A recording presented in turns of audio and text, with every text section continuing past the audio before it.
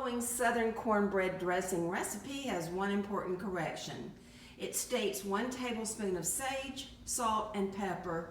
It should be 1 tablespoon of sage and 1 teaspoon of salt and pepper. No one makes dressing like mine. Just ask my children. Thank you and enjoy. Okay, so you can see I've got 4 stacks of onions and celery here.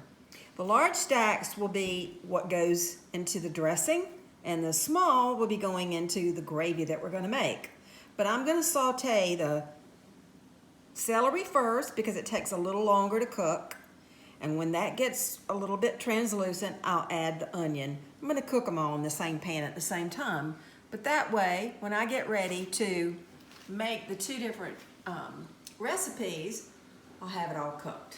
And then secondly, we take the cornbread that I showed you how to make earlier, the Southern cornbread, and we're going to crumble it up.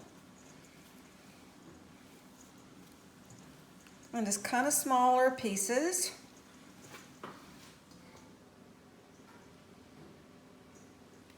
Sally is our assistant. Mr. Robinson is our cameraman. And you can add some dried breadcrumbs or some bread, but I usually make it with just the cornbread. All right, so I'll be back in a minute. Okay, so you can see how I have sauteed the celery and the onions. I'm going to add that to the cornbread that we crumbled earlier.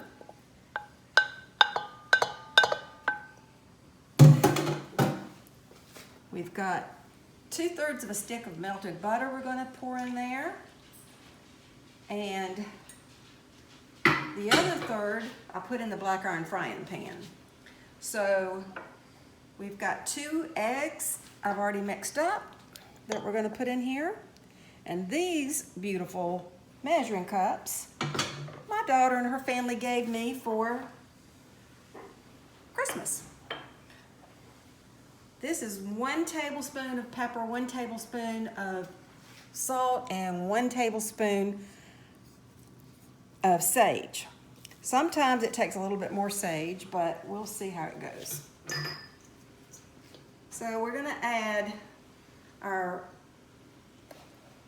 chicken stock, and I don't know how much it takes, so we're going to measure it, but we're starting out with 1.5 cups, and I know for sure it's going to take probably more like 3 cups. But I'm measuring it so somebody can follow it. Gotta be soupy. All right, so I can see it's nowhere near where I want it to be. So I'm going to add another 1.5 cups. And that's looking pretty good, actually. Oh. So around 3 cups. And I'll let this sit for a little bit. And some of these pieces that didn't break up that well are going to break up as they sit while I heat my frying pan, just like I did when I made the cornbread. So I want the pan to get nice and sizzly hot, and then we'll pour this in, and we will let it bake on 425 until it's done. It'll look nice and crispy on the outside, but it'll be nice and soft on the inside. So once it's out of the oven, I'll let you know how long it took. All right, so now we're making the gravy, and you've got to have gravy if you want to have a really good meal with your chicken or turkey and your dressing. So I took 1 boiled egg and I put some of the sauteed vegetables in here. And then we're going to add a little salt and pepper, just however much you want. I just put several good shakes in it. And I like these Sam's brand salt and peppers. They're nice and big fat flakes. You can always add more, don't put too much to begin with. And then I've got 1.5 cups of this chicken stock I'm going to add to it. I'm going to add another probably cup.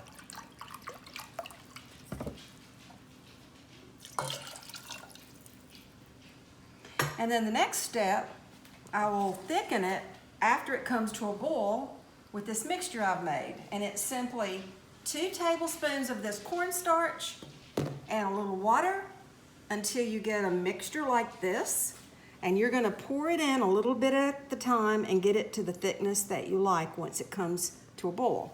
And then you let it simmer for about 20 to 30 minutes. And that's all you have to do to make gravy. It's really simple. So this has been sitting for about 5-10 minutes, and as you can see, it got a lot thicker. And I want it to be a little bit soupier. Soupy. So I'm just adding a little more until it looks about like a pancake batter, actually. Very important. And then we pour it in the pan. Oops.